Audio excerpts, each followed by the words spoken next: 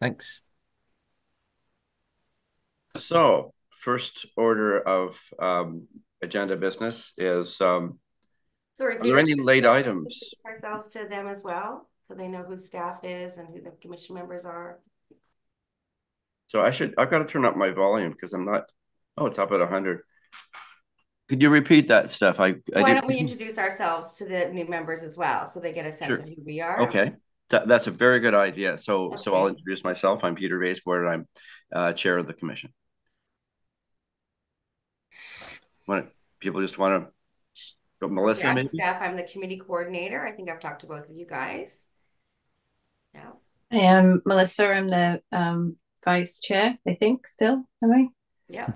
And past chair, too. Yeah. I'm Helen Walwork. I'm the Bowen Island Preservation Heritage Association member. I'm Daniel Martin. I'm the manager of planning and development with the municipality. I'm Drew Backen, Island Community Planner, also with the municipality. And part of my role will be to welcome Chelsea Dunk from Donald Luxton and Associates. And then we have a council liaison, which is Councillor Alex Jurgensen. He doesn't appear to be here today, but we also have an interested councillor who is Councillor Judy Getty, who pops in sometimes as a resource. Thank you, Steph. In the interest of full disclosure, I'll admit that I've no idea what I volunteered for here. That's the way we like it. This is the Sewers and Pipes Commission. Are you up for that? I put on my application form that I think there's some synchronicity here that maybe I could be useful from my experiences in the UK. Not sure. If not, I'll keep quiet. But also I can learn a lot from you guys. But I guess it would be useful. I will probably pick it up over the course of 3 years. But if someone could just tell me what the commission is, what it's for, is it statutory? Are we an advisory body? What's going on? Yeah, all of that actually. And Owen, I'd be happy to meet with you for coffee sometime over the next little while to bring you up to speed on stuff like that. But it is statutory. The provincial act allows for municipalities to establish heritage commissions, and their role is to advise council on heritage matters that come before council, and they have roles, including this commission, established the first community heritage register and the heritage strategic plan, and basically the first set of heritage policies on Bowen Island. And we're a unique island in the sense that we are a municipality. So that's the short. That's useful. Thank you. Heritage 101. Yeah. Okay, so moving on. Any other? I called for any late items. If not, I'd like to move approval. Get a motion for approval of the agenda. I move to approve it. Second, Helen. Okay, all in favor? Aye. Approved. Adoption of the minutes from the October 31, 2023 Heritage Commission meeting. I'd like to move that those minutes be adopted. Can I have a seconder? Helen? All in favor? Aye. Carried. Any public comments? I have no public. Thank you, Steph. Okay, we'll move right on to item 4, delegations. We have, again, I'd like to welcome Chelsea Dunk, Project Manager, Culture and Heritage at Donald Luxton and Associates, about the progress of the Davie Orchard Revitalization Project, Heritage Inspection. Over to you, Chelsea. Good morning, everyone. Thank you very much for accommodating me this morning. I just wanted to provide a bit of a status update on where things stood as to what DLA has completed so far, as well as get some feedback, if possible, as to what the group's concerns were and thoughts were about the project. So in early November, we, myself and a colleague attended a site visit and walked through the site, looking at each of the cottages. We were able to access some on the interior. Others were in the process of being painted or having work done that prevented us from being able to access the interiors. We photo documented the site. Daniel also has been accommodating and providing both the architectural drawings or the drawings that were provided for the project itself from the consulting team, as well as the specifications, the planning report, some of the field reviews. Sorry, there's a pile on my desk. It's quite extensive, which I have been going through, as well as completing our own research to understand the context of the site, which of course is the first step with regards to doing heritage projects under standards and guidelines. And through that, I will be completing a report before the end of the year that will include components of the context, statement of significance, as well as looking at each of the cottages and their character defining elements, the interventions that have been proposed, or the interventions, pardon me, that have been undertaken, as well as providing any recommendations to either what was done, or if there is work that's being proceeded in the future, recommendations to that work. What I wanted to take the opportunity to do today was, as noted earlier, was to get feedback from yourselves. My understanding is that there was a site visit that was completed previously, and there were some items that were brought up. And I was hoping that the group today could present those again or discuss those further, or if there was any other concerns that they might have that could lend to the completion of this report.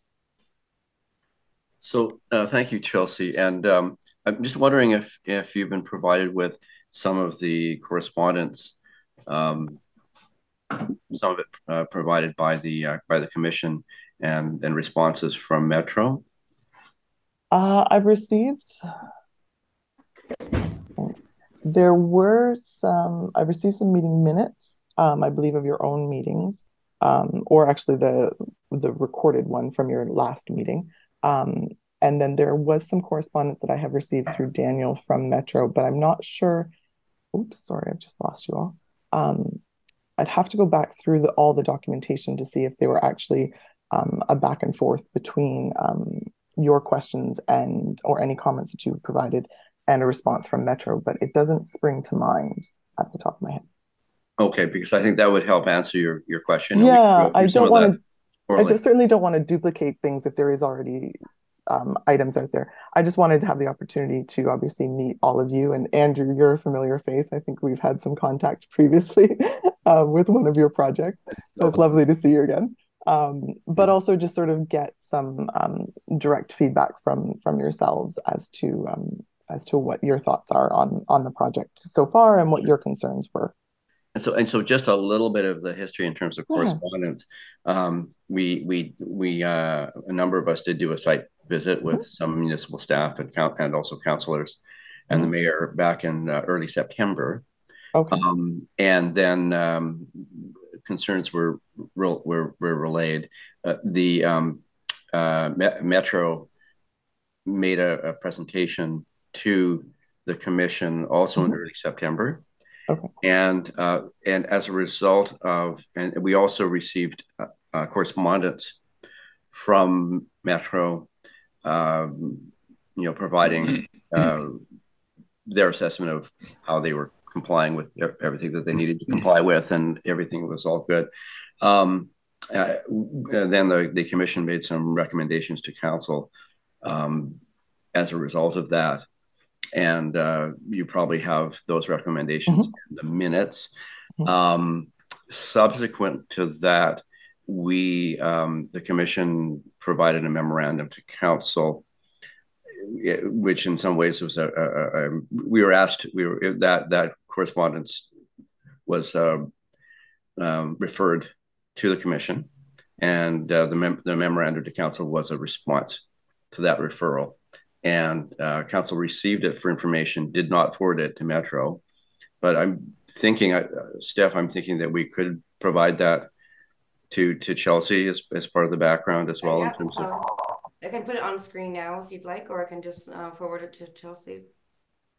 Well, I guess putting it on screen would help because it would help kind of, I can walk Chelsea through that. Okay, I'm just going to the council agenda. One moment, please.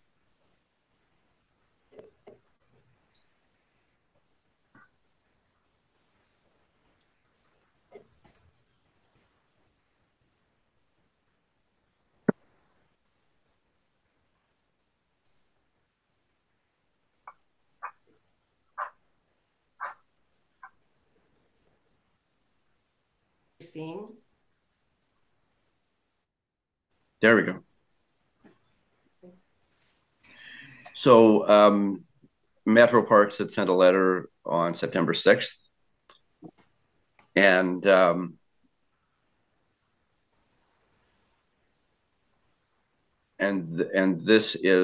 this memorandum was composed and sent to council after Don Lawson and Associates had been, at least council had moved to hire a professional heritage consultant. I was not sure if you guys were on board yet, but that resolution had been made. And there are a number of concerns. One was just around overall around public engagement, and there's some history there.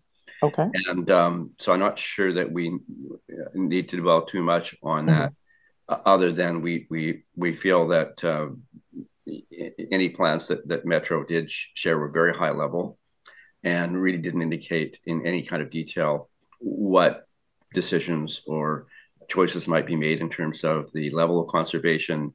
Is it rehabilitation? Is it conservation? Really, there wasn't really a lot of detail given. And actually, this is old history, but one of the, after a public consultation, 6 cottages were slated to be kept, and the others demolished. And then it seemed quite arbitrarily at one point, Metro decided they were going to demolish one of the additional cottages, leaving the 5. So that's some of the history, and the commission wasn't consulted around that. When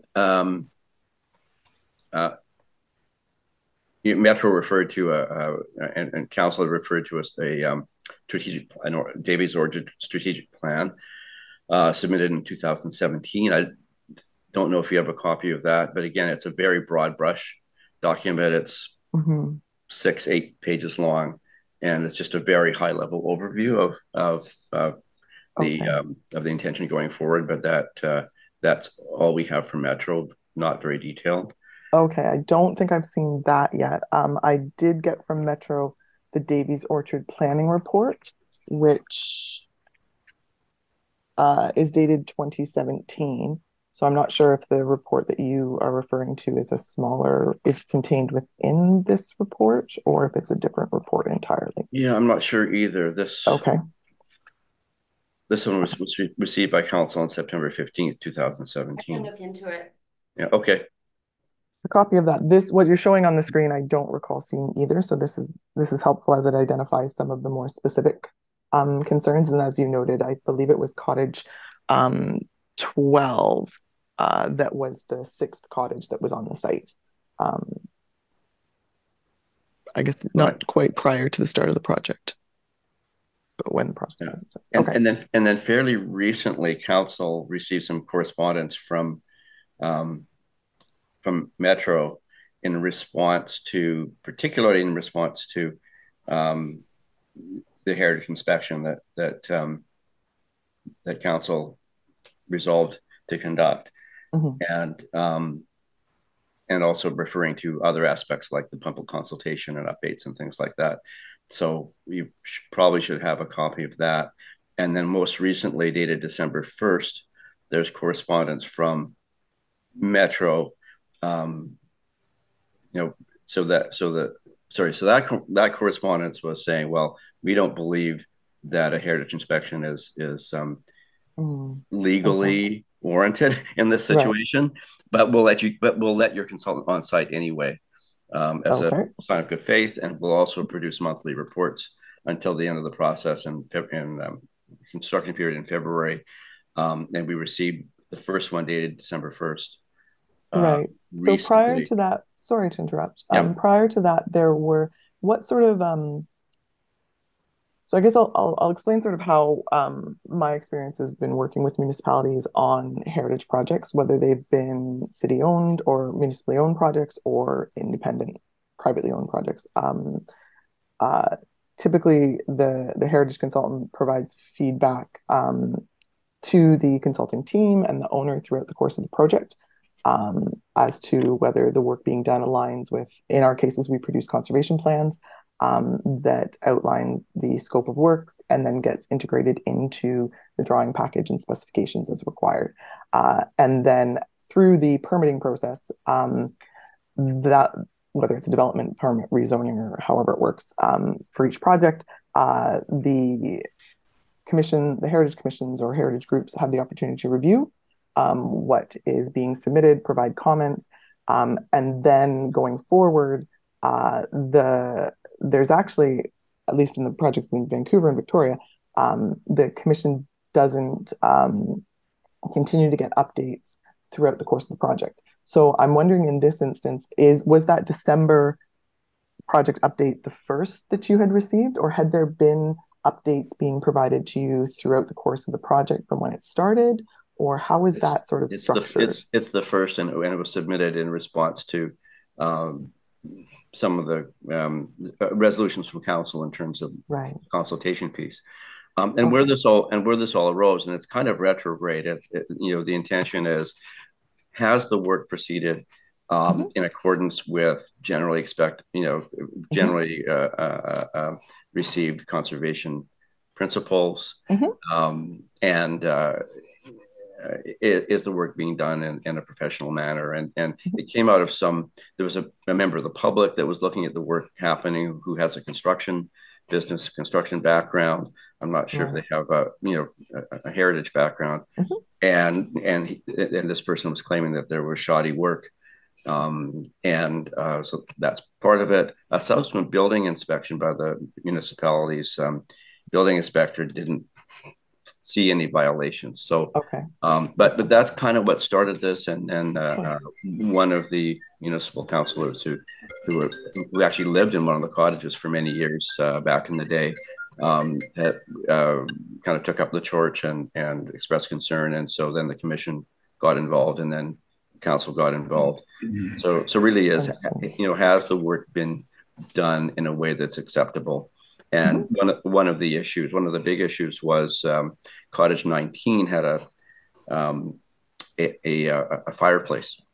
Right. And it's unique. It wasn't identified in the statements of significance, partly because the commission, in doing their research for the register, didn't have access to the inside of the cottages, so we didn't know about the existence of the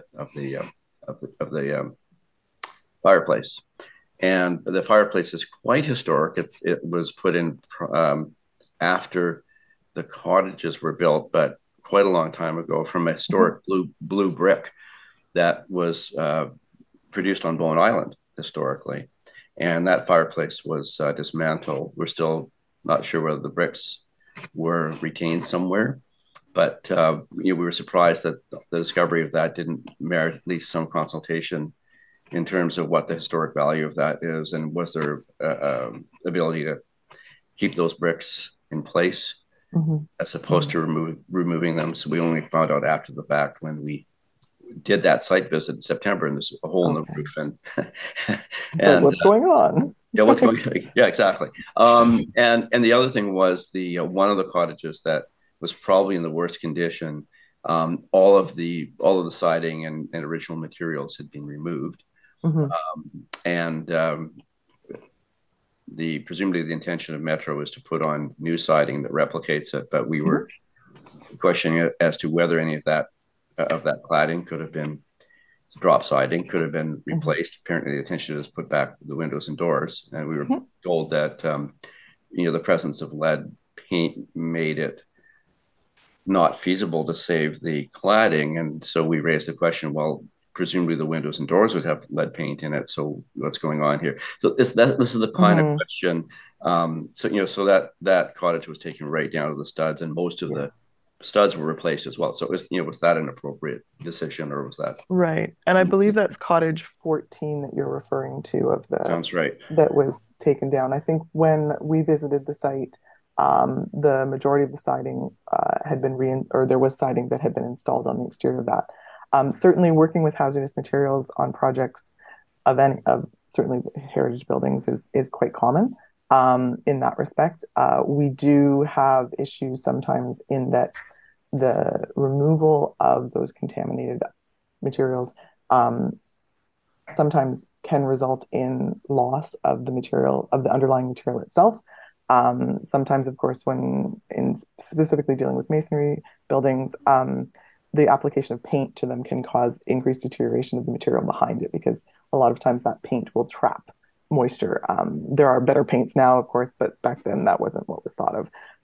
So certainly there are different approaches. So part of the documentation, or part of the report that has been compiled or is in the process of being compiled, does sort of look at each individual cottage, look at the character defining elements, looks at the interventions that were proposed for those character defining elements based on the architectural drawings, the specifications that I have, as well as the photographs that were taken when we were on site.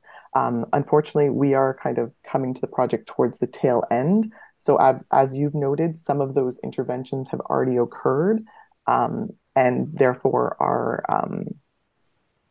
largely irreversible if the materials have already been removed off site. So in relationship to the wood siding on cabin 14, if that material is already gone, then the replication or the reinstallation of materials that match in both materiality, dimensions, profiles, and such is the way forward. And that is what, based on what I could visually see at the time, was done for that project. But you're right, it is an interesting question as to if the entire building's exterior were covered in lead paint, why the approach to one material type on the building versus another material type on the building. And was it the level of interventions that were being proposed in the sense of were there openings being cut, or excessive sanding that was needing to be done to prep the materials for repainting that differed from that of the windows and doors? And whether the material testing, if presumably there was material testing that was done, what that warranted out in the findings of that. So that's good to know. Some of this may come out. I'd like the report to be usable for your group in the future, beyond the Davies cottages, in the sense of providing sort of a bit of a, for the next time event, here are some things that you may want to consider, or to monitor, or to track, or to ask the applicant or proponent up front for further information, so that you guys are as well informed as you can be as essentially the caretakers of Bowen Island's heritage, or built heritage and landscape heritage as well, so that the best practices under standards and guidelines are being pursued on all projects as much as possible. So this is good to know that those were sort of to the fireplace. I did note when we were on site, the exterior siding, we did discuss for cottage 14 when on site as well, and then photographed a lot of the exteriors of the other buildings as well, just so that I had a record of what they were. I'm wondering if it would be possible, since the bulk of the work has been done, or was in the process of being done when I was there, are there photos from your site visit that you would be able to share, if that's at all possible? That would just help sort of inform me a bit better with regards to the state of things, which was in, I guess, September. If that's possible, that would be helpful. A number of us took photos on our phones. I took quite extensive photos, so I could certainly send that along to the appropriate email address. Just on the topic of the bricks, and it's probably a bit of a sidebar note, is that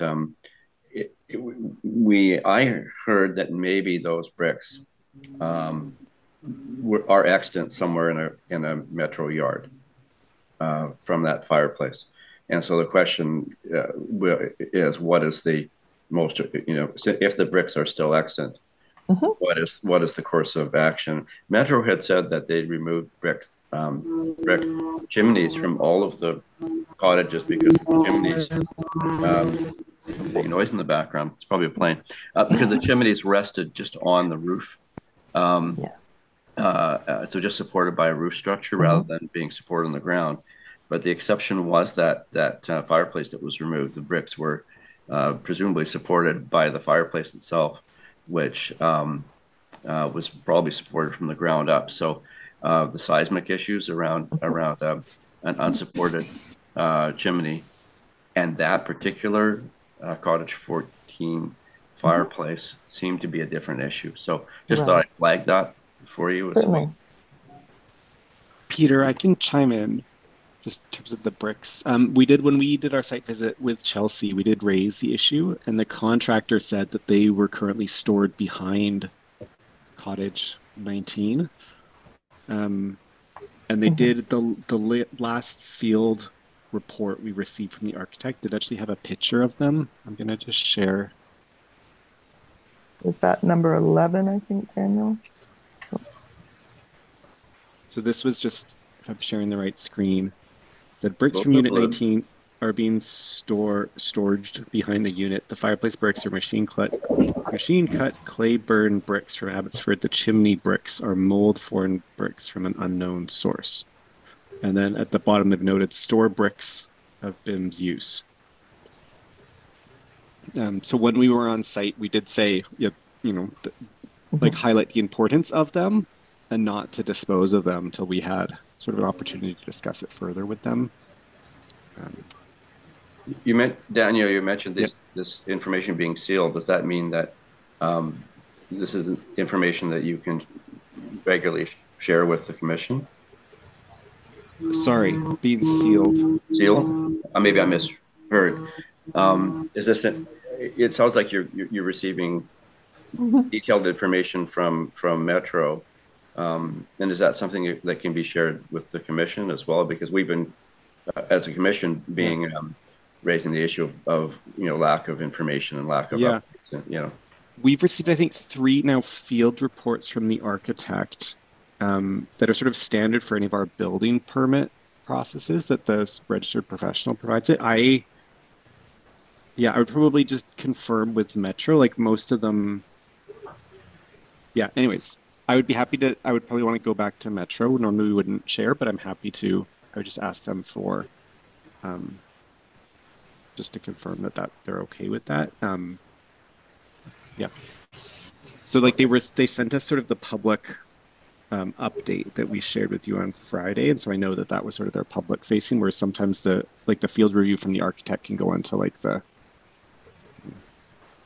dimensions of the building or like the scope of their contract issues or whatever else comes into that report. Certainly the field review. I mean, that architectural material may be beyond all of our heads, but to be able to see that, I think that's been part of the concern, is that all we're getting, and even this last update from Metro dated December 1st, as you said, public facing, it's very, very broad brush, and there's really no way to make an assessment from our part as to whether choices that have been made are appropriate or not. So anyway, thank you, Daniel. I've been doing all the talking. Any other questions or comments from the rest of the commission? I'll shut up for a bit. Andrew. I guess, Chelsea, I've been wondering, you mentioned technical reports and test results for, I guess the lead paint or any toxic materials. There seems to be this sort of gray zone between us as a commission, the municipality as, we own the island sort of, but we don't own the property where this is all taking place. Does that sort of make a difference in how we have access to those kinds of reports? Because it would be good to know, I think, as part of the commission, what testing has been done and where those results are for lead paint, for example. Yeah, certainly. You are sort of breaking up a little bit, but I think I got the gist of the question. Certainly, so I'll answer it as a two-parter. With the statement being made that there was lead paint, I would assume that's been determined through testing. I always have the assumption, and I can't confirm if there was testing done, and I don't have access to any reports, or I've not been provided with any reports related to testing for hazardous materials on any of the cottages. Um, I would assume, given the age of the cottages, that there is a high likelihood that at some point in time there was a paint applied that has lead paint in it. That's sort of been my experience with buildings dating to this time period. Uh, in regards to other projects going in front of other commissions, uh, and whether or not they have access to such a report as a material testing report. Um, my experience is that I've not seen them in application packages that have been reviewed by a Heritage Commission. There may be reference made to it in a summary letter put forth by a material testing company or the architect or something like that. But the actual detailed reports indicating like the parts per and where it was all located and what was tested, I've not seen that in a application package. So I guess actually that's sort of leads me to one of the more procedural questions is when this project was put forth, what sort of package was received or reviewed by the commission for the work? Was it just that smaller document that you referred to previously, Peter, that was, I think, 8 pages or something like that? Was that all that the commission received?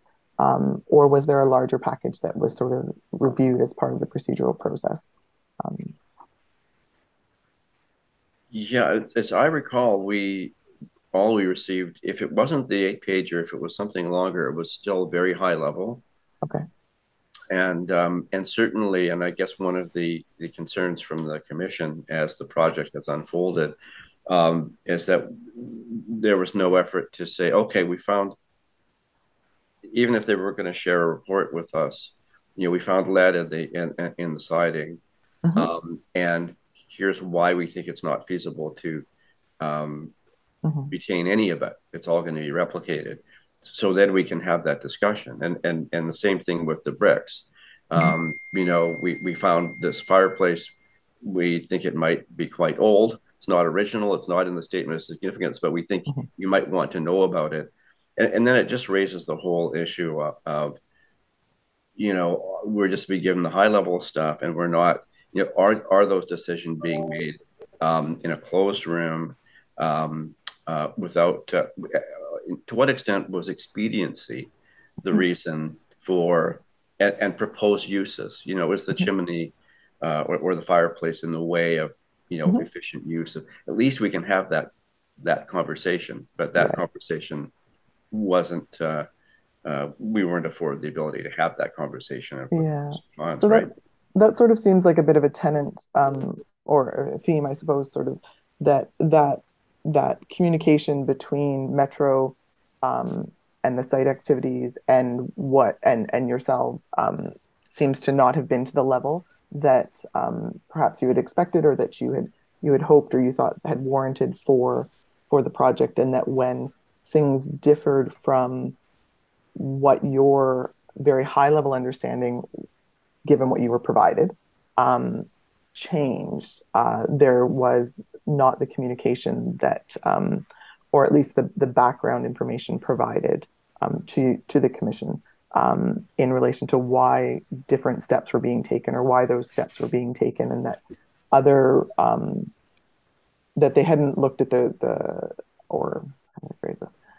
That they had looked at different avenues and the rationale behind why the avenue that they chose was taken. It seems like that's sort of a bit of a missing part of the discussion. And maybe look at alternatives as well, and have that discussion. And the other thing as well is that, yes, there was a building inspection by the municipality, but it was confirmed to us through municipal staff that inspection only was limited to building code type matters. And so the resolution to retain a heritage consultant was, yes, that's fine. There may be compliance with the building permits and code requirements, but what about compliance with or adherence to generally accepted heritage principle. Notwithstanding, I think there was a message, a comment from Metro that we don't actually have a heritage maintenance bylaw in place by which to reference those standards. So the inspection is out of order, but presumably adherence to general, heritage principles would be a question we'd like to have an answer from. Would be very helpful, even if the answer is yes, they complied, or what level they complied with. So right, and certainly for ourselves or on all of our projects that DLA works on, we use Parks Canada's standards and guidelines for the conservation of historic places in Canada. Ooh, always the mouthful in the morning. Exactly.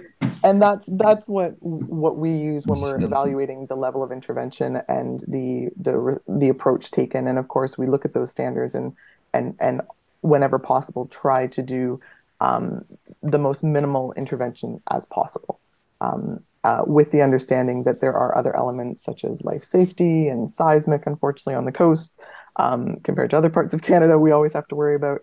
And so a lot of other information and elements feed into that decision making. But even then, we're still trying to do the best decisions for the building that adhere to standards and guidelines, whether that be preservation, rehabilitation, or restoration. And so that's obviously that's the position that I'm coming from when I'm evaluating the proposed work and then what was done on site, and then making any future recommendations for either adjustments to the work that was previously done, or just if work is done in the future, these are some recommendations that could be considered by Metro or by the Commission, and not only for this project, but hopefully it'll be a useful document for other projects in the future. Yeah, and part of the reality is that the funding for this project, Metro's funding for it, came from a grant. And so, grants are limited, and maybe the decisions have to be made because the amount of the grant just doesn't support the level of conservation, and some of the decisions are made on that basis. And then I'd be interested in recommendations on how maybe in future grant applications should ask for more money, or was this underfunded? Was this underfunded for the purpose? And I don't know if that's something you could even comment on, but yeah, it might be a little hard to comment on that because I don't know the nature of the grant itself and what was applied. I know certainly on some of the experiences we've had for funding that's come from municipalities, they often have a very specific scope. It seldom covers everything. Unfortunately, we wish we had massive buckets of money to protect our buildings and to restore them or repair them as needed. But certainly, it is unfortunate that cost does come into play at times in some of the decision making. But in regards to this, I'm not sure if I'll be able to, given the information that I have, and whether or not there's any sharing of that information from Metro, that I would be able to actually delve into the costing side of things. I think my focus will be more on the nature of the work itself and its alignment with standards and guidelines, and then recommendations going forward is sort of, and then also recommendations for general procedural recommendations is what I'm thinking might be an added aspect to the document that would be useful. And just so you don't have the wrong idea, the grant didn't come from Bowen Municipal Council. It came, I think, it must have come from the province. I think it was Heritage, Sure. or BC Heritage or Heritage BC. I always get that flipped around. Melissa. I believe it was the Canadian. Wasn't it a Canadian grant, but also wasn't it a heritage grant? So it seems a bit ironic to get a heritage grant and then cut corners with the heritage aspects in order to meet the funding of the grant. I'm not sure that would be a justifiable. Presumably, they will have to provide a reporting document back to the granting authority, whether that be provincially or more of a federal level. But that is a typical procedural process. Like, we've given you this money, you usually don't get the money up front. You get it after the work's done, you submit your report, and then the money is released, or at least that's been my experience on other projects. And as part of that reporting process, there is a document put forth by, in the past, in some cases, it's been us as the heritage consultants when we've been engaged as the heritage consultant on a project. Sometimes it's been put forth by the architect in conjunction with the client and the builder and things like that. It just depends on the sort of structure of the team. Are those reports ever shared with municipalities and their commissions? I suppose through a Freedom of Information Act, they're accessible through that. I'm not sure. We've just we've done our reviews, written our documentation, and provided it on to the authority of jurisdiction of those. But whether or not they've been then shared back or become some sort of public record, because usually they do announce who receives the funding publicly when the City of Vancouver issues their funding. They usually do make an announcement sort of as a publicity side of things. But whether there's a follow-up sort of announcement with regards to that the work's been done or that this is the report, I don't believe I've seen anything like that in the past. But presumably, Freedom of Information, we could FOIP it and get that information. Right. Thank you. Peter, might I ask a couple of questions? Which I think may be to us as much as to Chelsea, but one of my questions is around, the challenge for me is where we're at right now, the history, and then moving forward, which is part of what Chelsea's been talking about. And the challenge with trusting in Metro as a kind of a reliable cherisher of this piece of heritage, right? We've got a long history of having that challenge. And so it would be good if part of this the outcome of this process could be figuring out how to establish that. And I think that's the substance of some of what we've been talking about. And I'm curious, one piece that I was thinking about is I'm wondering what Metro's own heritage bylaws are, or what standards they are using to make decisions on the orchard, because they seem to be more expedient than experienced decisions, rather than being oriented towards that, conserving that heritage. So I'm kind of curious about what standards they're using, and if they don't have any of their own rules about how to deal with heritage buildings, and our heritage buildings don't kind of if that's not a priority for them, then we need to figure out how to make some sort of adjustment to support our own values around the heritage of those cottages. I'm not sure whether that would be some kind of protection, like some kind of legislative protection, or some kind of memorandum of understanding between us and Metro. I don't really know what that would look like and what our options are, but it feels like at this point that we need some kind of assurance that the decisions that are made around the cottages are going to comply with our understanding of best standards with respect to heritage conservation of buildings, and the heritage, also the heritage of the space, decisions around the space that are consistent with the heritage of the area. So Chelsea, I don't know if you can get any kind of sense out of that long verbal. But... No. I've been sorry seeing the top of my head because I'm furiously writing notes at the same time.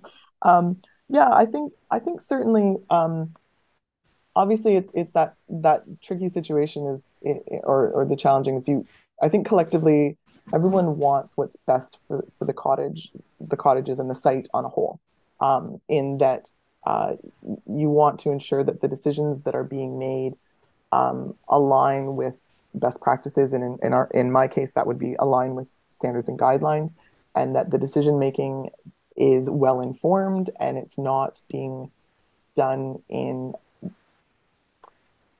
for lack of better words, like this is the easiest way forward, or this is the cheapest way forward, or this is like the simplest way forward kind of thing. Because as we all know, heritage projects are not often simple and they're not often cheap. There are ways to obviously balance the decision making. So, and I can appreciate if Daniel sort of brought me in, a bit up to speed of the nature of the relationship, and some of the concerns with Metro, and making sure that this is their site, but obviously we want to know, or there's a desire to understand, how is that decision making being made on site, and how is that being informed by standards and guidelines, or is it being informed by something else? And I've not come across anything specific so far within Metro's realm that indicates that they have a operating system or a bylaw or anything in relation to that. But I am still digging into that side of things, because perhaps there is a way to integrate within the document some recommendations going forward as to how to manage that, to ensure that future work done on the site aligns with best practices with regards to heritage, So, as they are shown. So could I just follow, Peter? Could I just follow Sure. up that? Yeah, that's exactly what I'm thinking, and not just with this particular project, but into the future, 10 years, 15 years, 20 years into the future. We don't want to have to find ourselves in this position again. We don't have to keep thinking about, we need to get a consultant and a report and so on. We need to have we need to figure out some way of establishing certainty with that regard. And also I just wanted to say that I don't necessarily, I'm not implying negative intentions or anything on the part of Metro. It's just that, like, sometimes it feels like they're operating on the basis of partial information when we hold that information. Right. And so it's kind of that piece of like, in 5 years' time or 10 years' time or 15 years' time, when all of the people in that office have moved on to different things, and it's a whole new set of people, we need to find some kind of durable way of them understanding the site and understanding where they can get information from, that is going to protect the site. So I think that's still more verbal, but that's what I'm. Ideally, it would be great if we could figure that out. And just forgive me, Peter, but there's just one other small thing that came to mind with some of the discussion earlier, about thinking about that parking site that we were talking about at the bottom of the hill there. And I don't know, I don't remember if everyone agreed with me, but I felt like that compromises the landscape of the site, in that it's a interruption through one of the main ways of entering the site, and we expressed our concern about that as a location, the amount of space that it takes up, the visual interruption, and the interruption to movement through the site, the experience of the site. And it seems like that hasn't had any impact on the decision making with respect to where the parking is placed, or certainly we haven't been talked about. Nobody's talked to us about that siting. So I'm wondering as well, like, we're talking about the fabric of the buildings themselves, but I'm wondering about also the conserving the intangible heritage in terms of the viewscapes and the viewscapes of the site, and the sense of passage through that site also. I don't know if that broadens scope too much, but that was also on my mind in terms of the outcome of the project, like what that's going to look like. So I've got Andrew Todd wanting to speak for a while, but I also wanted to jump in, champing at the bit, and pick up on a few things that Melissa had mentioned. And I think one of them was key was, the community and the Heritage Commission, as a part of the community, we see ourselves as a resource to property owners and others that want to do things with heritage. And one of the municipal councillors who's closely aligned with the commission has lived in that cottage for many years, several decades ago, and was very familiar with that chimney. And so if the commission had been consulted on that, we would have been able to tell Metro a lot of stuff about that heritage resource, which they chose not to do. And as Melissa says, Metro is now going to be the authority to also be maintaining the site over time. And the needs of sites change over time too. And so there may be decisions made over time that certain things need to be changed. And so how is that process going to be better informed going forward? One of the recommendations the commission made to council, which wasn't acted on, we had recommended that council consider establishing a heritage conservation area for the cottages and maybe beyond. And that's something that was something was going to be dealt with at a later time. And so we're wondering whether that's something that would help ensure that Metro lived up to certain expectations regarding the site. One thing that Metro has been very unclear about is what is even the level of conservation that is being aspired to. And they use different words, different documents use conservation, rehabilitation, restoration. And so it's never really been clear what the standard is. Or is it a bunch of standards? And so that's very vague.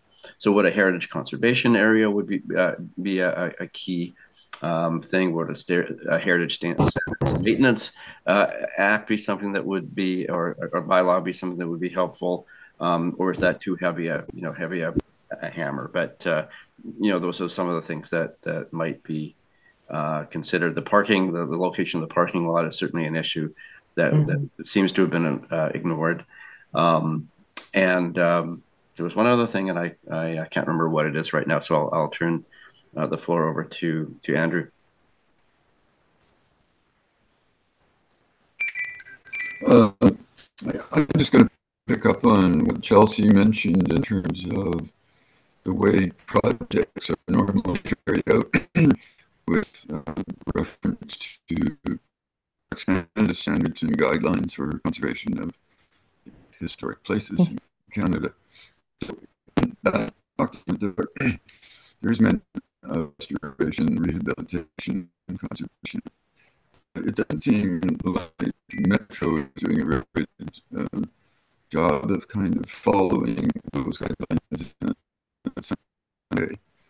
And it does seem more of trying to cheap and quick and dirty. And unless also for then it's that sort of finding that there's guidelines of conservation in Canada should be with the guidelines of the fine. Andrew, So I wonder, you're really hard to hear. Do you comment think we could for maybe Chelsea Mark on that.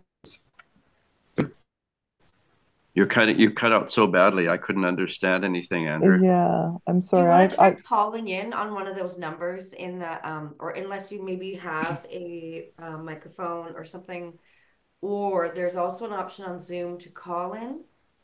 yeah, and Or sometimes, Andrew, if you turn off your video, if it's the Bandwidth. internet connection, yeah. Yeah. Oh, I remember what the other issue was while we're trying to Well, figure Here, it's Daniel's turn.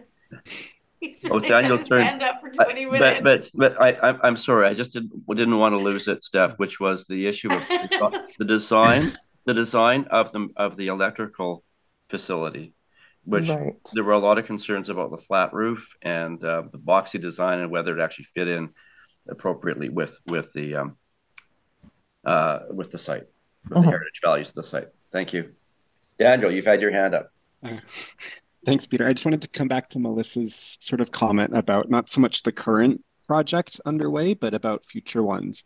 And so I know, like in the Heritage Strategic Plan, one of the items is identifying new properties in the system to add things to the register. Something else the commission may want to think about for even like work plan for next year is the idea of a like heritage protection bylaw.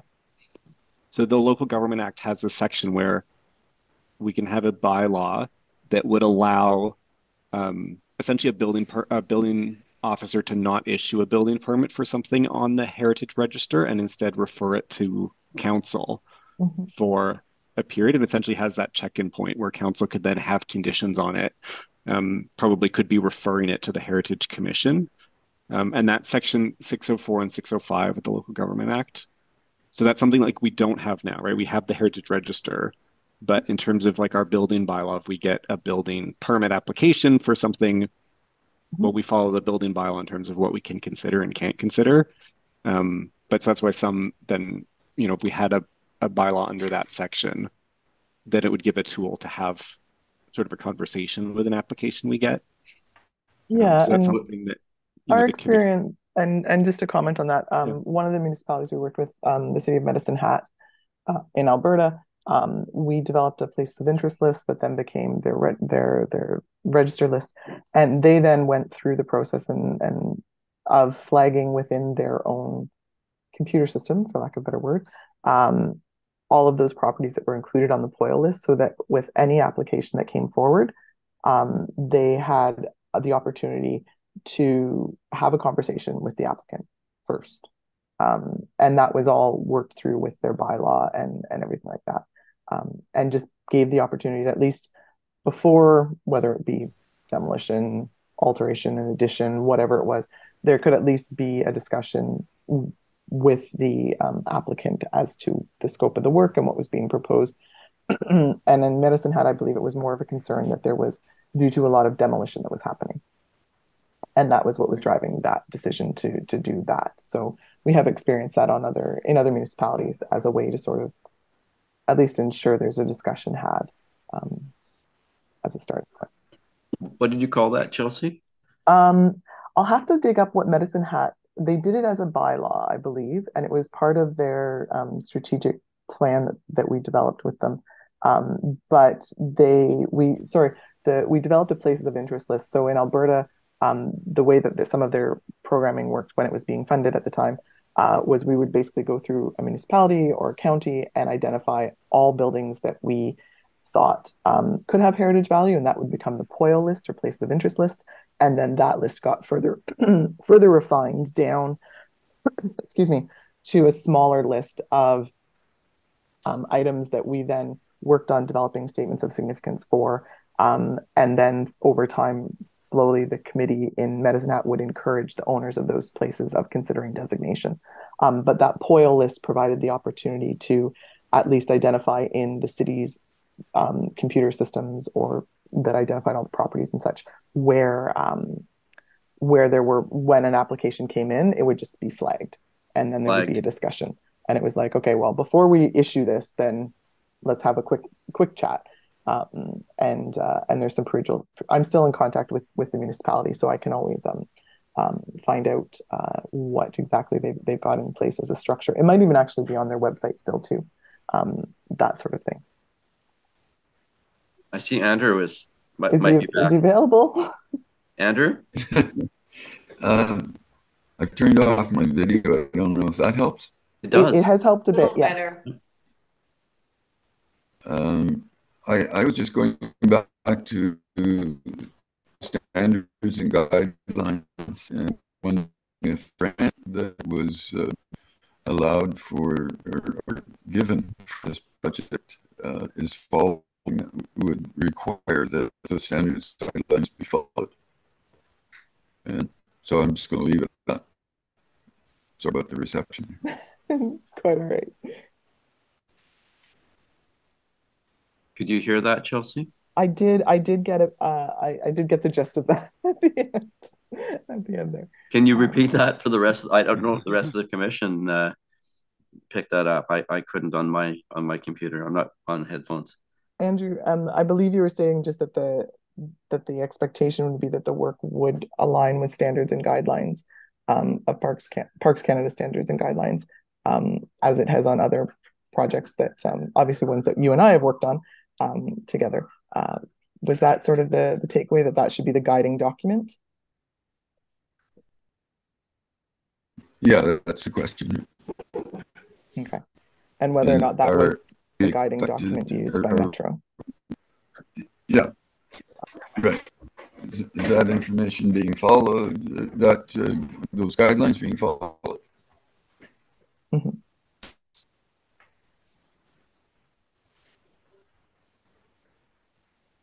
Does anybody else have any comments, questions? If there is anything that comes up after the fact, I suppose it could be provided to Daniel, and he can certainly forward it on to me if there's something that comes to mind later on, as it always pops into your head when you're doing something entirely different than what you're sitting at doing now. Or at least that's my case often. One thing I am concerned about, and maybe maybe this is an offline discussion, but I'm a little concerned that there seem to be gaps in what we have in place, Daniel, in terms of administrating the register and making sure that we have the tools that we need. The commission has been told that all the tools that we need are in the act, but it seems like there's some steps that need to be made to make those tools a reality. So, what do we still need in terms of bylaws that would be enacted by council to enable us to do things that we can't do now? So I'm thinking, for example, the heritage standards of maintenance bylaw that Metro stated that we needed to have in place in order to enforce any heritage standards, for example. So are there other bylaws? And Chelsea, I think, mentioned a bylaw that other municipalities had done. So I'd be really curious if I guess this is work that, if this is work involved that I guess you need to get permission from council to do, but I really would be interested to see staff come back with recommendations in terms of what are the missing pieces, like bylaws, for example, or technical pieces like flagging potential developments going forward. I think that would be really helpful. Okay. Yeah, I mean, that's probably a bigger conversation, but yeah. All right. Anything else? Okay, I guess it's my turn to thank Chelsea very much for coming and presenting and listening. I hope this was helpful to you and very wrapping your head around. Yeah, it was very helpful. It reiterated some of the thoughts that I already had, as well as provided a nice solid background as to sort of where things reached or how things got to date, and then additionally some of your concerns. And as noted, if there is anything else that comes to mind, please do through Daniel communicate that and let me know.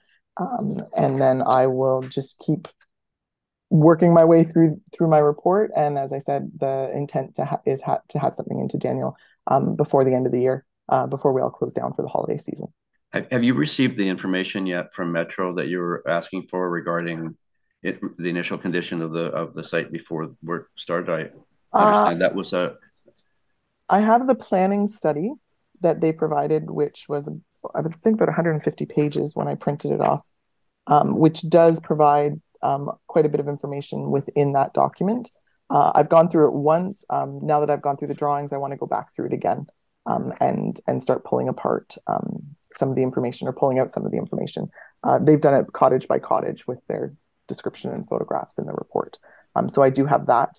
And the specs and the drawings and the 3 field reviews are the other documentation that I've received so far that are under Metro or Metro's consultant.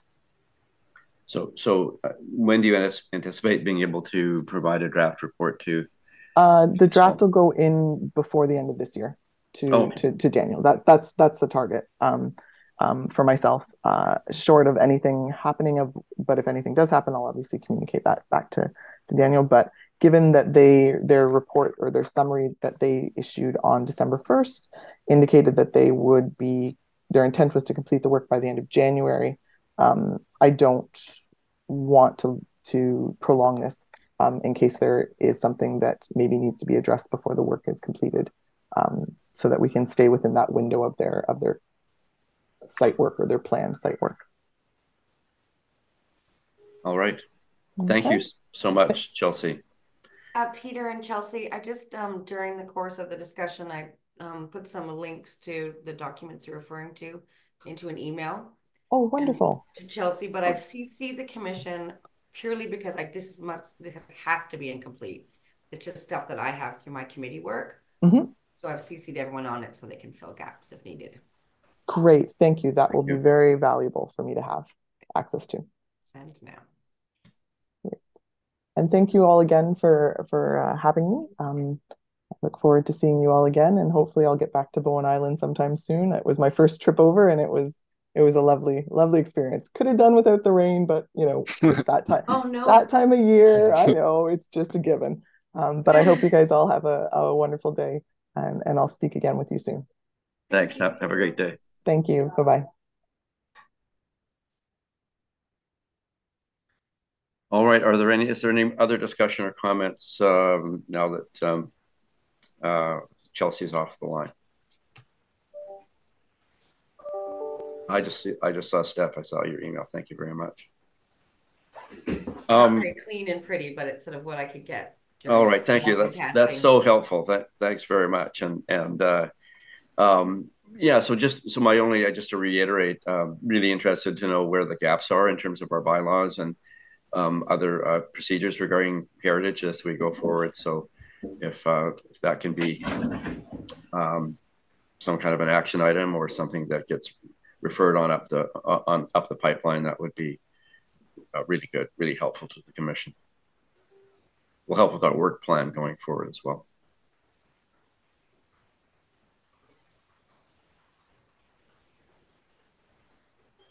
All right. So I guess moving on to number 5, updates. I think that's you, Daniel, on the Heritage Commission. Actually, it wasn't an MOU. That's memorandum of understanding. It was just a memorandum to council from the commission. Sorry, I just rolled off okay. my fingers. I just put your name on that, Daniel, because there's no counselor here. We weren't sure. Sure. What council said. Yeah, I mean, I think you have the excerpt there. Council essentially received your recommendation, but wanted to defer until they had the results of the heritage inspection presented to them. So I don't know, there's a whole lot more to add. And you've heard from Chelsea hoping to have it to me by the end of December, which would mean that we'd be looking at, I think, the 2nd January meeting to go to council. So the 1st January meeting is the 8th. And that one, I think the agenda gets set like mid-December because we're shut down over the holidays. So then if I get it, shortly before Christmas, then I'd be looking at the 2nd January meeting, which will be the 22nd, I believe. So it's probably useful for the commission to try to meet before the 22nd.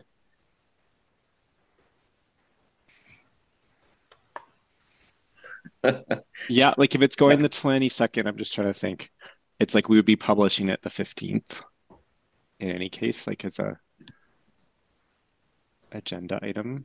Yeah, I'm just thinking that if the commission could review the report prior to council receiving it, if we had any concerns or issues around it, that would give us the opportunity to let council know. Yeah, I mean, I think I've been thinking in terms of that it would go to council first to get referred to the Heritage Committee. Okay. Yeah, given that like sort of council commissioned the report, and so then I bring it back to the committee. that would work. But yeah, but it ends up being slightly circular. I know what you mean. Like if we go to council to refer to, can you go back to council? But that's typically what I would do. Like if council's ordered something, then I go back to council with it, and then council can decide to refer it. And they probably would. I would assume so, yeah. And that's probably be with my recommendation. Yeah, I think I'm okay with going with that. Then it's less rushed to try to get a response to council if needed. And in terms of the memorandum that we sent, I mean, there really was only one recommendation other than council received the memorandum for information, which was to forward it to Metro. And I actually had some second thoughts about whether that would even be helpful, because it was fairly critical of Metro. And so I think it's neither here nor there at this point. I don't know what the other commission members think, but I expect they've seen it. would they have, unless one of the councillors would have?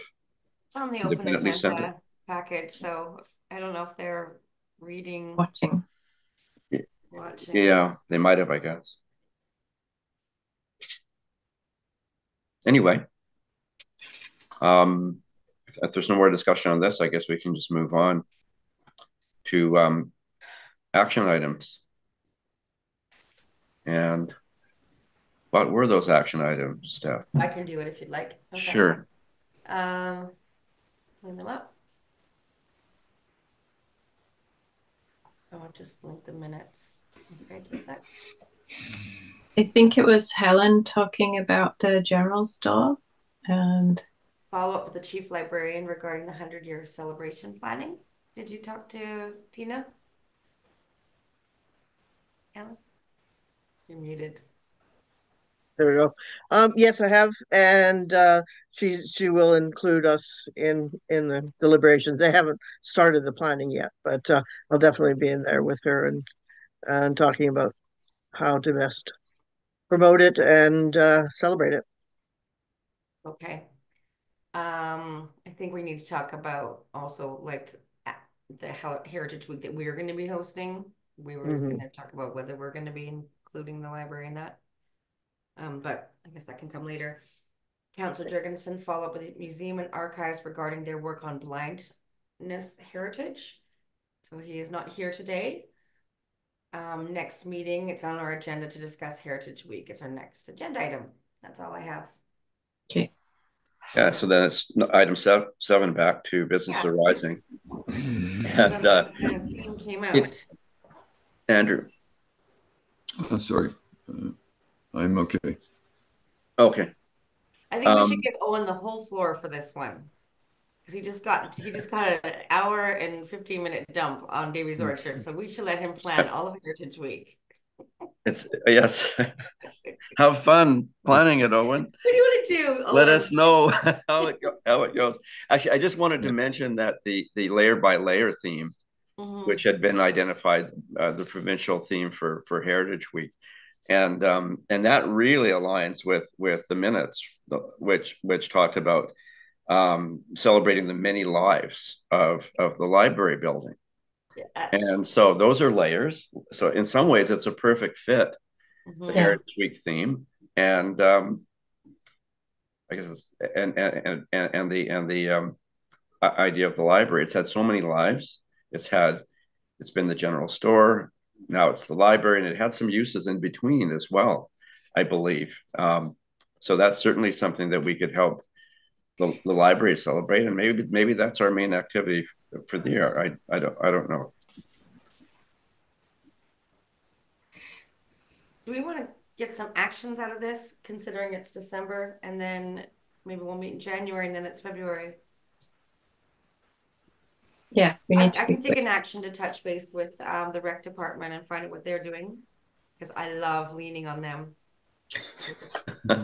Particular fun event. And Sasha's in the next room, so I can do that right now.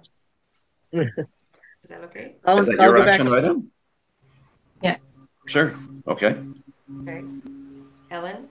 I'll go back to Tina and see if we can firm something up before it gets too far into the new year. Okay. And Yeah, let see what. Tina know that we kind of have to do, this is the week that this group Yes. does every year. So Yeah. we have to do something. We're probably going to do the library because of the layer by layer thing. Correct. Yeah. Being so cool. Okay. That was Melissa who flagged that, right?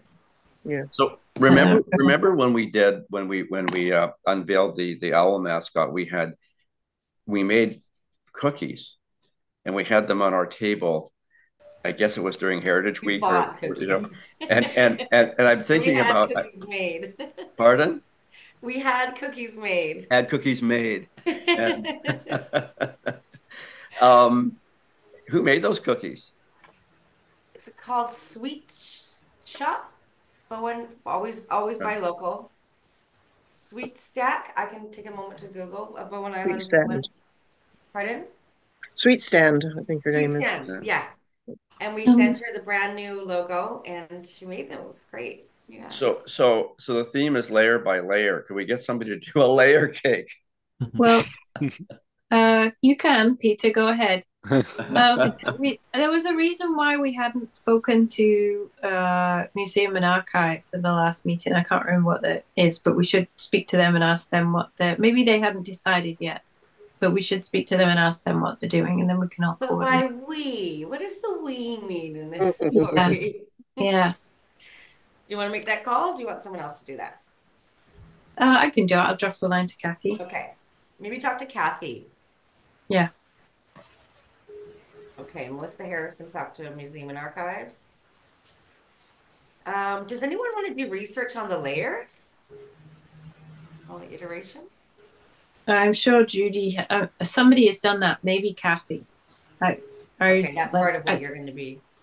Yeah, I can ask her about that. But I've seen lots of photos of like when it was a video store and when it was a haunted house and it was a preschool for a while, I think.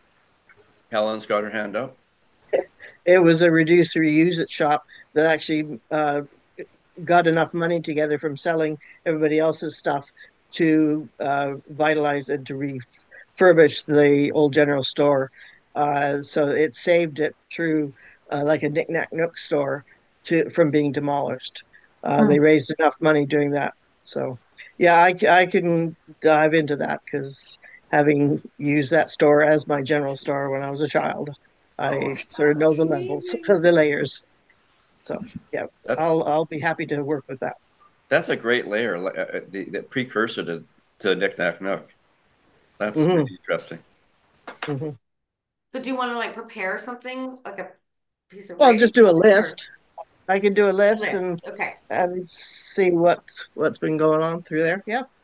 Okay, Yeah, Helen will prepare a written list of what the layers are. I thought it was interesting what Melissa was saying earlier about view sheds in the at the orchard, and that's something that's coming out of getting more and more protection in UK law is the setting of heritage assets, so not just the fabric itself, but also how does the space that it sits within contribute to how we understand or experience a place. And I'm not sure how much that's coming into your statements of significance here. I've looked through the documents that were linked on the website. They seem to be, the reason I'm bringing that up, layer by layer, the garden, that huge tree outside the library, I think will mean some things to some people. If that tree was to be cut down, it would be a very different space. People shade under the tree. It might have meant different things to different people at different times in terms of congregating outside that space in the shade of that tree. And I'm not sure whether the tree itself is protected the way the fabric of the building is, but in a way, the setting of a heritage asset is a layer around the fabric of the building itself. So that could be another approach you could take in terms of what's the building been over time, but also thinking about its setting and how it's experienced and drawing people to think about that as well. Okay, do you want to write a little piece on that, like the concept of setting it and its importance, and then maybe, and then specifically about the outside Library. space of the library? Yep. We'll have a lot to say about the tree. You nailed that one. Sure. Sounds good. That I've would got, probably Yeah, be no, thank you. sufficient in itself. I think But if Andrew's, anyone's Andrew's got, been, so oh, if somebody has done some research into those layers of what the building was in the past, it might be useful for me to read that if that's available.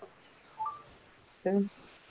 So maybe It's as in- we do our actions, just report back on the actions via email to keep the energy going and the communication going Sure. amongst the team. Steph, I was going to make the same suggestion. We can probably move forward on the Heritage Week planning, just informally by email back and forth. I think it's a great idea. Okay. Thanks, Steph. Keep that Andrew, going, and then I'll pull for late January, so it'll be after the January 22nd council meeting. So say that last week of January. sounds Yeah. good to me. Okay. Just to great. let you know, I've Daniel? got my first baby due mid-January. So Whee! again, going back to, I don't know what I volunteered for here, but if anything is planned during the second half of January and I don't turn up, I send my apologies in advance because I'm not sure what's going to Okay. happen. All the more reason to get your emails in this month then. Yeah. Congratulations. I keep seeing Andrew's screen light up. Is that Andrew trying to weigh in? I'm still here, but I've turned off well, I haven't turned everything off. I'm sorry, I'm just not broadcasting very well. So don't worry, I'm listening. All right. I saw Helen light up for a bit too. Oh, okay. Daniel. I was just going to add, I know in the past we've done communication around Heritage Week. Drew, can you follow up with Janet and make sure it's scheduled for that week and, the week before? And I think on that Heritage Week website, they have some like images and stuff that Janet can borrow. But if you want to do that in our team's calendar for communications. Okay. Yeah. Thanks. Yeah. All right. Are we done with Heritage Week? Okay. Item 8, new business. I got some communications from Kathy Bailey regarding the Japanese Canadian legacy. So Kathy Bailey at the museum and archives. And she said that the Japanese Canadian Legacies Community Fund folks are interested in adding Bowen Island to potentially some grant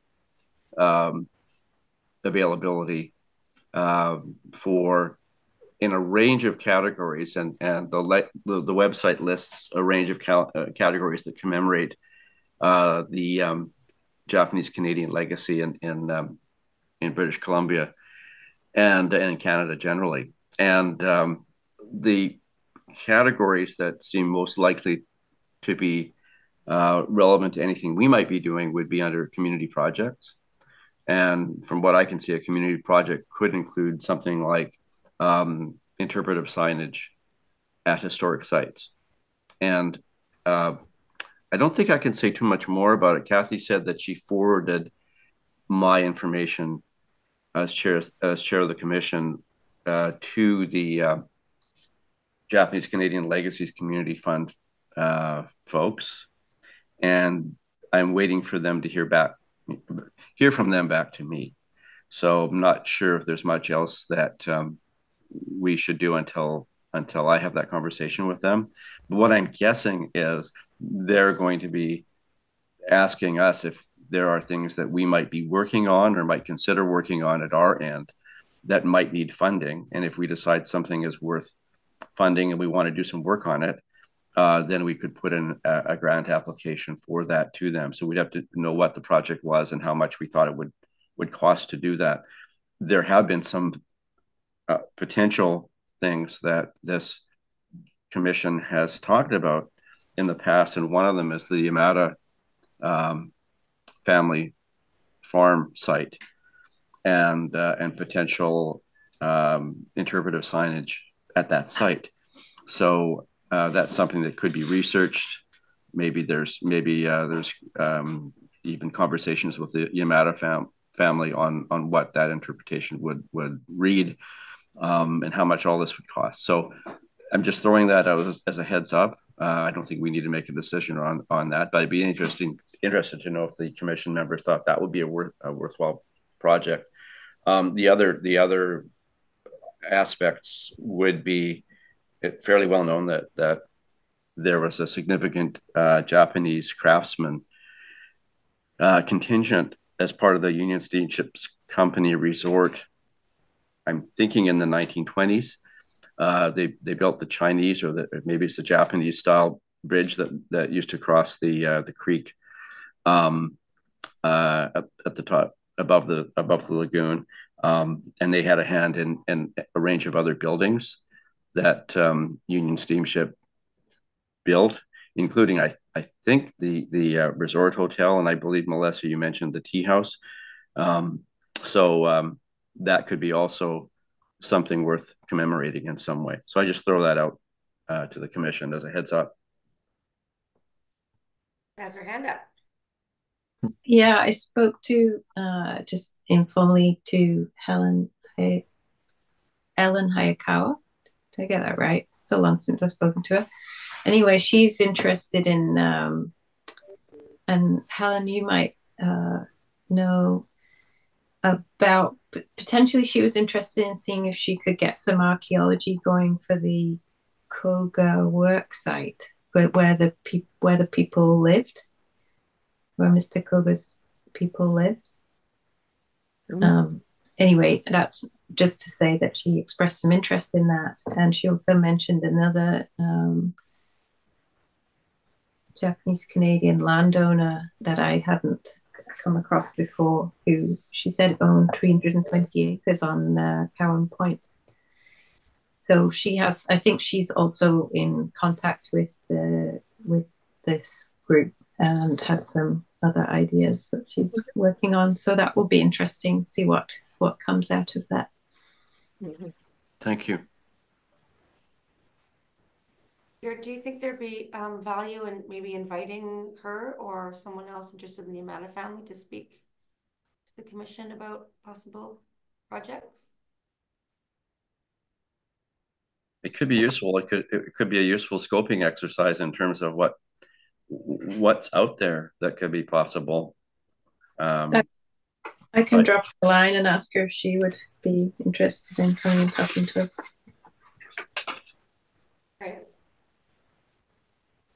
And just to be clear, is she with the Japanese Canadian Legacies? No. She's just a Bowen Islander. Bowen Island, okay, yeah. I'm sure you know her. She's a well-known Bowen Islander. Okay. All right. We are at 11:02, so we have a half an hour. So section 8.2 is 2024 work plan and budget, and I just thought we would flag that just to get that on the agenda. We've been through various iterations of working on a work plan, and I wonder if we need a special, just roll up your sleeves work planning meeting just to focus on work plan. I know we had a spreadsheet with timeline and different stages, with kind of a bar graph on it. Is that something the commission would like to work on, just to give us a roadmap for what things we should be working for going forward in the coming year? Right now we've been reacting to various things that have been coming up, including the orchard issues. But to what extent do we want to move forward on things like bylaws that need to be identified and further development of the Heritage Register with research and documentation and that kind of thing? What are our priorities for the coming year? I think it makes sense to do. I agree completely with everything that you just said, and I think it makes sense for us to look at that at the first meeting in January. Like, if we're not going to work on these things, change the work plan. You know what I mean? And we also should add the heritage protection bylaw that Daniel suggested. And I think that's actually a priority because that seems fairly quick and extremely useful. And I assume that's something that we would leave staff to work on. Staff, Daniel, you wouldn't be looking to the commission to draft wording for these bylaws, would you? Well, I think we need to look into it and justify it and recommend it to the Muni, right? Before staff can work on it. I mean, that's often how it will work, is that, you know, a committee will recommend that to council to go, then that's how it essentially gets on our work, like my department work plan is the direction from council, which often comes from a committee. Okay. I was just looking at the Heritage Strategic Plan, which does have some items, so that might be good. You know, we review that in January, but some of them, like one is help develop municipal policies and procedures for heritage management as authorized under LGA Part 15, whatever. So that would essentially be falling under that action. So, you know, I think there's 9 in the plan. And so part of the work in January could be saying, okay, out of these 9 things, what do we want to focus on in 2024? And that does fall under that one. Or then there's a couple about, you know, a procedure for adding more items to the register. I know, Steph, I think it's the next page or the one after where it lists all 9. Sorry, it's page, it's a few more down. Well, Andrew's seen this. What do you think? Pretty snazzy, huh? And Owen, but Andrew's coming back. He was here when we were talking about making this plan. There we go, that page. Okay. I'm back. So in terms of if we meet in January to go over work plan for 2024, it's helpful for council when they see the work plan. They often want to see, okay, well, how does that fall under the strategic plan? So it's kind of saying, okay, from these 9 items, we'll say, well, we want to focus on, you know, whatever's like a realistic number of them. Okay. Yeah. So with that, and I think in terms of the timing of putting forward a recommendation from the commission to kind of start basically to provide marching orders that council can inform staff in terms of priority. That's something that may be informed by the content of the report from Don Luxton and Associates, because they're saying, like, looking forward, and here's some of the things that we're saying that you should, you know, might want to implement. So that may also help inform some of the priorities. I'm thinking the commission won't necessarily have all the specifics as to which bylaws or what specifically might need to be changed, but the recommendation of the commission might be something like, you know, staff to pursue, you know, missing building blocks or missing bylaws and other instruments for ensuring that the intent of the Heritage Register be moved forward. So that's not the wording. So I'm thinking we could probably defer that to the late January meeting, but that could be on the agenda, staff, as us making a resolution. Yeah, so I've got staff January action. Meeting. We'll have Heritage Week discussion and responses about the Davies Orchard report and recommendation regarding bylaw. Another full meeting. Yeah, and then, like, so as far as doing a work plan, I like the idea of doing a roll up your sleeves workshopping exercise. I don't even want to do it on the same day with a little break in between. Maybe come into council chambers, especially considering Andrew's sound isn't great. We might want to meet in person next time. Meet the baby. Yeah, I mean, otherwise, work plan will continue to fall to the bottom of the agenda. So we can find a space where, you know, maybe it's a separately scheduled workshop. I don't know, or maybe we say we conclude the meeting and we start the workshop and a piece of pizza or something. It's just that sometimes we have long meetings and it's 2 hours or more, and then do people really have the energy to have a hour-long workshop after that. I think workshop then meeting. Okay, yeah, get all while we have the energy. Yeah. Okay, I agree. Does anyone else agree with that? Yeah.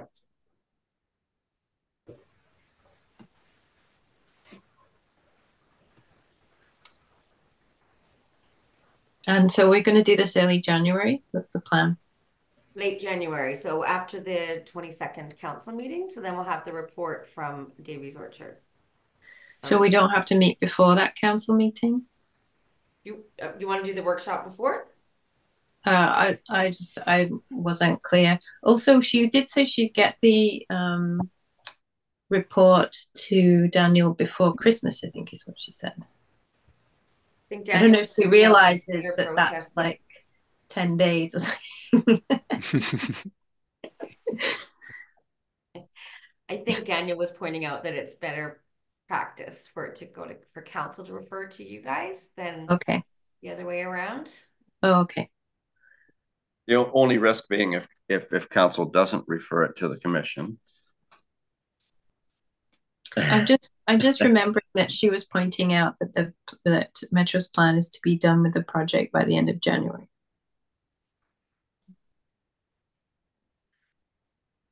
So Melissa, I'm just looking at it too. I'm just looking at my timing. It's like December 19th is my deadline to submit things for the January 8th council meeting, but I can maybe schedule it in that way.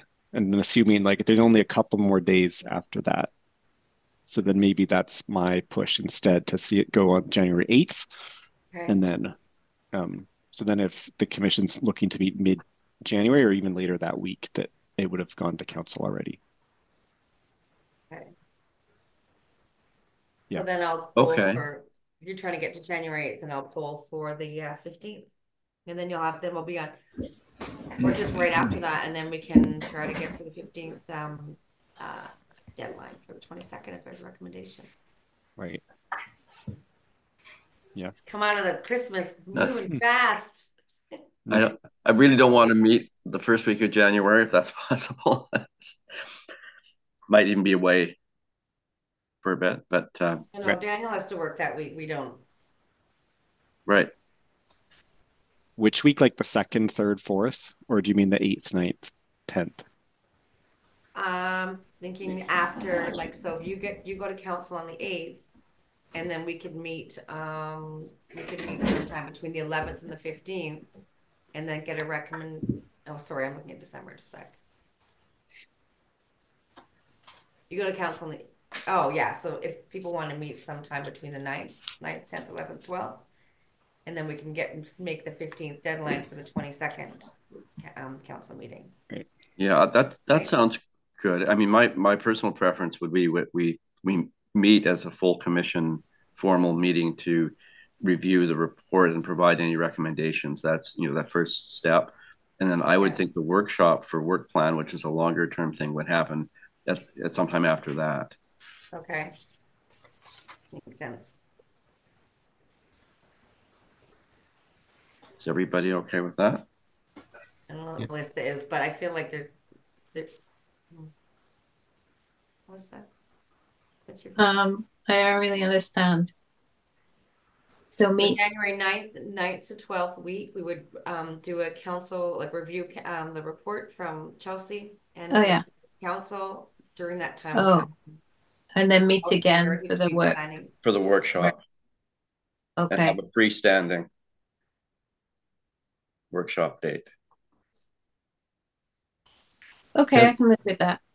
So you'll send the report through for us to read in advance, or we're going to review it like live, just page turn it together? It should come in an agenda like the agenda you received for this meeting. All the reports are linked. So that will come out to you 5 days before the meeting. I mean, we can circulate things in advance of that, but the procedure bylaw would have that come out 5 days before. So you need to kind of like go through your agenda and check out those links. No, and if it's something funky with timing, then we might plop it on you late, but we try not to. Yeah, if it's a long detailed report, it might be good if possible to have a draft of that, or have the report a little bit more in advance of the agenda package, but Yeah, we but can share too, like if it's going to council on the 8th, I'm not sure when we're going to publish that agenda, but that's, we can share it with the Heritage and say, here it is, it's on the council agenda. right. okay, right. But also, Okay, good. you guys, like, you should all be on that mailing list as committee members. Right, So sign up. hands up who is on the mailing list, who receives the council agenda. Helen? I don't believe I am. Okay, so if you look, any email that you receive from me, the link to sign up for that mailing list is in the agenda or in my signature, and Daniel's also just put it in the chat. Okay.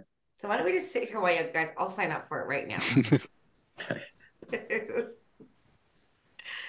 It's just basically name and email address, and then you'll receive the agenda. So then when the January agenda comes out, you'll, for council, you'll get it, and there will be the report. Perfect. All right. So unless there's anything else, I will move to adjourn the meeting at 11:15 a.m. Thank you, Peter. Thank you, Thanks, everybody. Peter. Thanks. Nice to meet you all. Have a great holidays. Bye, everybody.